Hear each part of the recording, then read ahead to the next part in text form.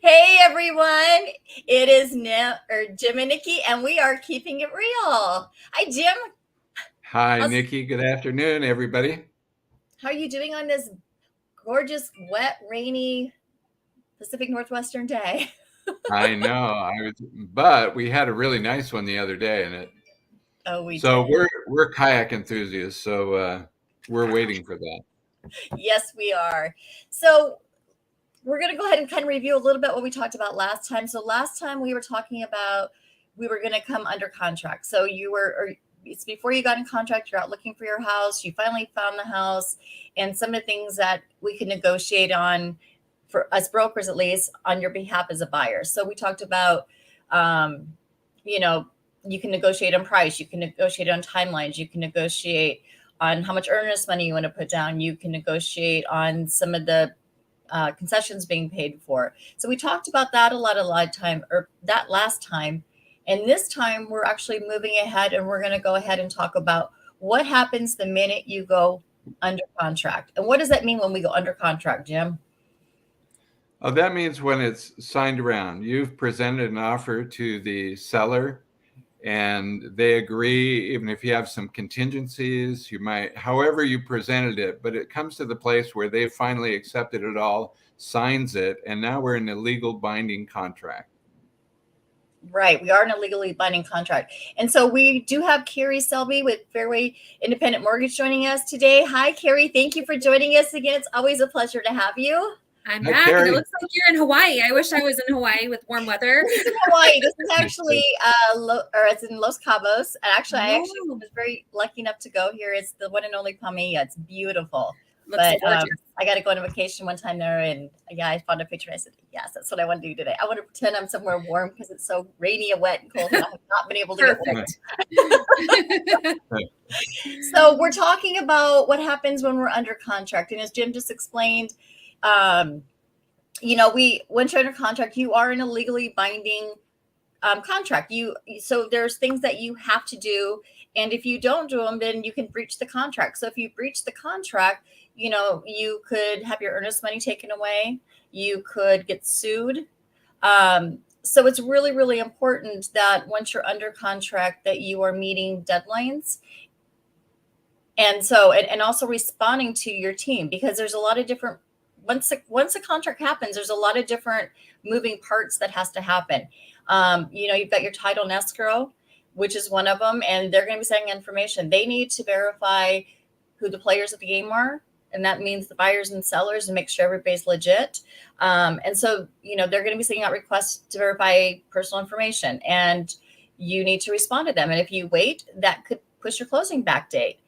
On the other side of it, as brokers, I mean, sometimes we've got little like addendums that need to be changed or something like that. And we need to have those signed right away to get back so we can get them to the parties that need to. So you might get it from us, or at the, like when you first start the process is once you get underneath contract, especially if you're in where you're getting a loan, one of the first thing is the application process. And you have 5 days typically. Not always. It depends on what you guys negotiated again, but usually you have 5 days to do the application process. So Carrie, with the application process, do you want to kind of walk us through that on what kind of information you might typically ask for and stuff, and give us some more information on what you want to give us?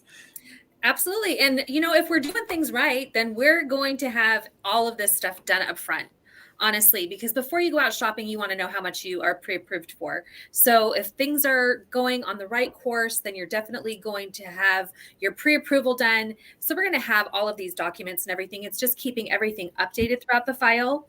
And then, like you said, you're going to have earnest money that's going to come into play. There's timing for the inspection process. So definitely we'll need to keep updated pay stubs. We need always the most recent 30 days pay stubs. We need to have at least 2 months current of bank statements.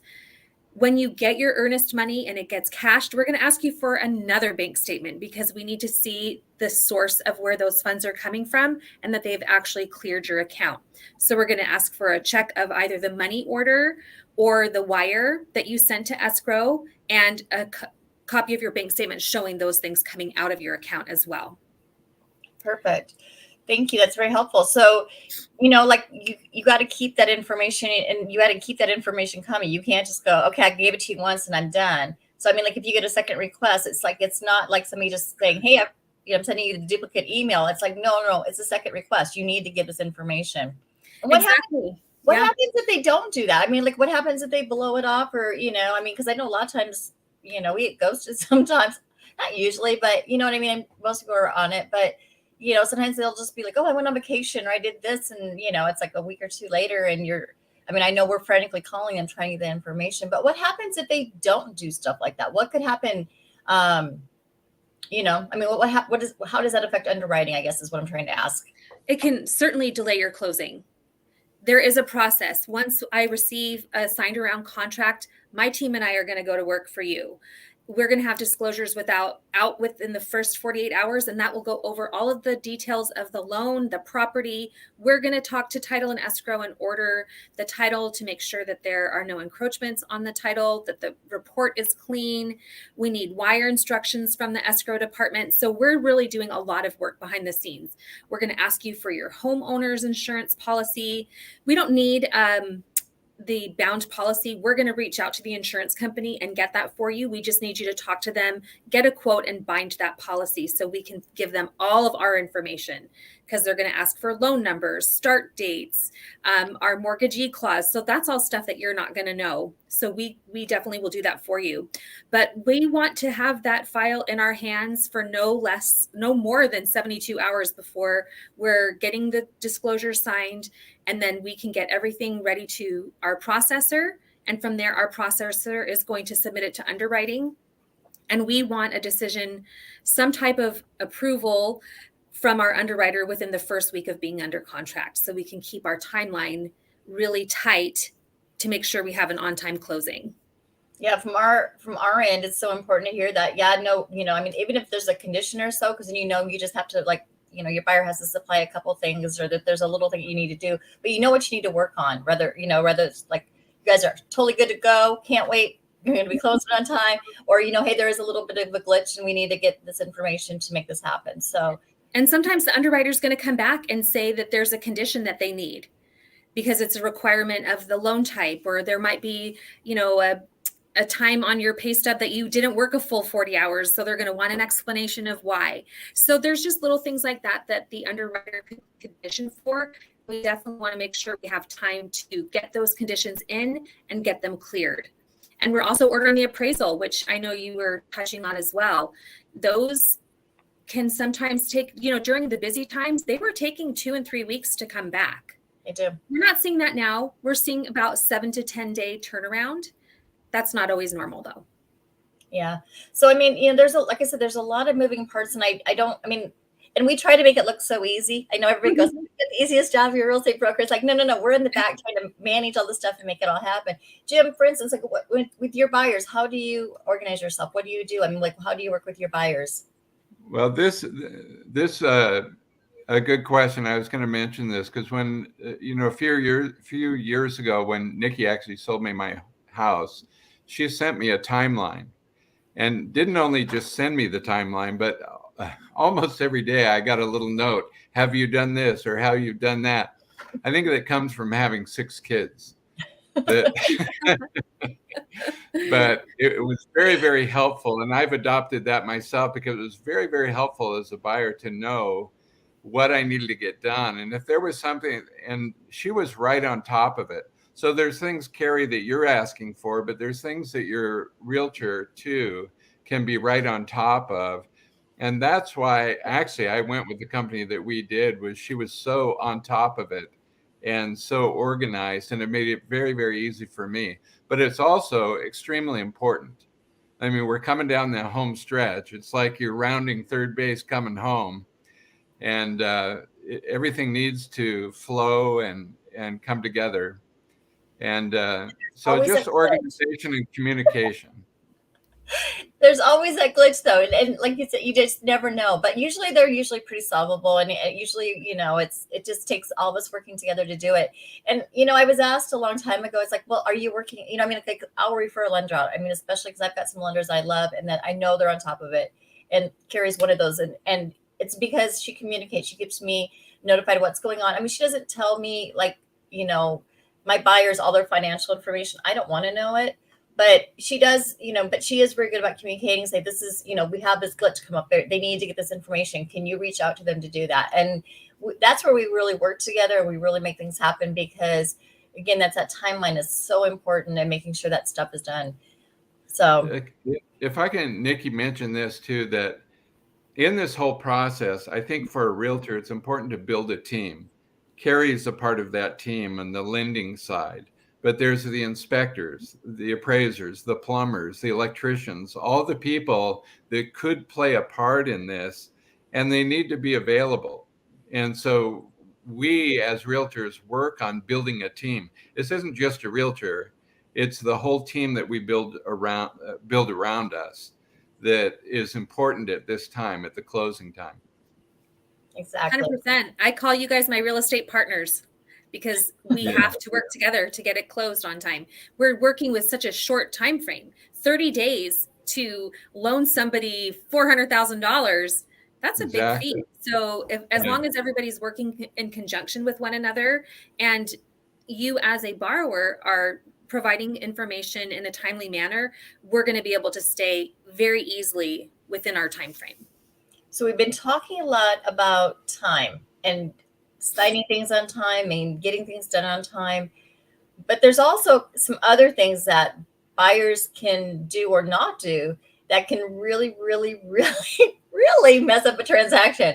Yeah. Carrie, I'm going to go ahead and go to the next slide, and I'm going to let you go ahead and take this one away because we've all heard horror stories. I mean, some of them are so bad. I mean, people get engaged during Christmas and they'll go out and buy their girlfriend, they'll put an offer in the house and, get in a contract and go out and buy their girlfriend an engagement ring. Is that a smart thing to do during that time usually? Or, I mean, no. And, we touched on some of the do's earlier. Do keep me updated on everything. Keep your original copies of your earnest money check. We're going to have all of your current bank statements, pay stubs, like I touched on earlier. One of the don'ts is definitely do not open any new credit during this transaction. We pull a credit report at the beginning, but we're going to do a refresh at the end. So anything you do within that time frame is going to show up on a credit report. And if your ratios are real tight and you're just barely qualifying for a home, it could make it so you absolutely could lose a home. We've seen people buy cars, buy boats. Don't do that. So if I'm renting though, let's say I'm renting though, and so I'm moving from a really small place into a much larger place, or, way bigger than what I have anyway. I'm going to need furniture. So it's not okay to go buy furniture? No. Wait to do all of that until after, because honestly, you want to be in your home anyway and measure to make sure the furniture is going to fit. Everything requires patience with this process, and you're going to be so excited and anxious to get into your home, but there will be time once you get in to do all of the things that you want to do, and there won't be the time crunch. Please don't open a Ashley Furniture account or anything like that during the time that we're going through this process, because it could definitely adversely affect your loan. So what about closing accounts? I mean, because that affects your credit too, right? It does. Leave everything the way it is. Don't open anything new. Don't close anything you already have in existence. So it could drop credit scores. Like I said, we do a refresh, and a lot of your pricing for your interest rate is going to be dependent on your credit score. So if your credit score dips dramatically, we're going to lose out on that pricing. We actually have to go back in and relock at a different rate. Wow. Okay. So you don't want to do that. Correct. All right. What else should I not do? I think also don't quit your job. We've had people switch jobs at the end. Like, it would be different at the beginning if you told us, I have an offer letter from another company and we base your approval on that offer letter for the new company. But please don't quit your job, change jobs, anything like that. I just heard on one of my, I'm on a whole bunch of Facebook, real estate groups, and somebody was just talking about, they said that the person quit their job and took out an $80,000 loan. So what do you think that did to the house that they were going to get? It's gone. Oh, wow. Yes. Oh, yeah. What about bank accounts? Like, what happens if I get in a fight with my bank account? I mean, I decide I hate this bank and I want to go to this bank. Is that okay to do if it transfers everything over? And No, because we sourced the money from the current bank account that you had. And so any type of major money movement really puts up red flags that there could be fraud being committed, money laundering, things like that. So leave all of your accounts as they are. Do not make any large deposits into your bank account. So nothing more than what your normal paycheck would be. If you just have mattress money, please don't deposit that. We don't want to see big accounts or big deposits in your account. If you have gift funds from a family member, we're going to source that too. We're going to ask for bank statements from them to show where their money is coming from. We just have to be very particular because in the past, people were using home purchases to launder money and make it clean. so I've got a question about the gifting because I know that you can get gifts from family members. Is there a time, like, should they do it right away? I mean, like, hey, I'm going to go buy a house. Do they just drop a big chunk of money in your account? When is the right time to receive gift money? Is there a right time, or does it matter? It really just depends. You can have it done right away. It could be deposited. Really, the easiest thing to do is have the person who's gifting the money wire the funds directly to escrow. We're just going to ask for the bank statement showing where the funds are coming from, but it really avoids a huge paper trail of the person wiring the money to you and then you showing the deposit in your bank account. So it avoids kind of the middleman, and it makes it much easier if it's just done directly to escrow.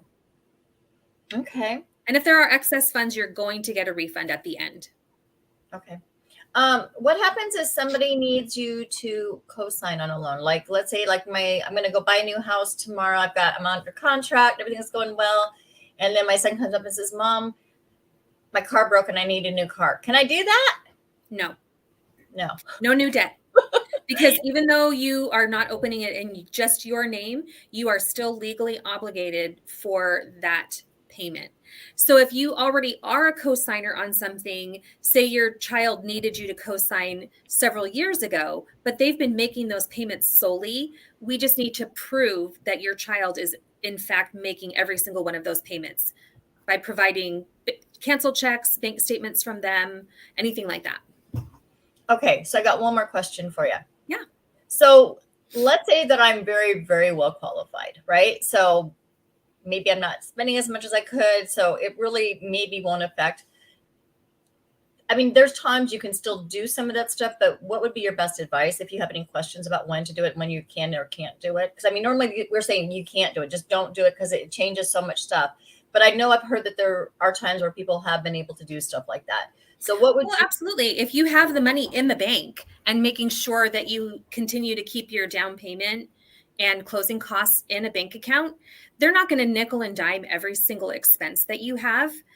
They definitely just don't want to see majorly large purchases that can't be justified. Okay. There's got to be some type of explanation behind what you're doing.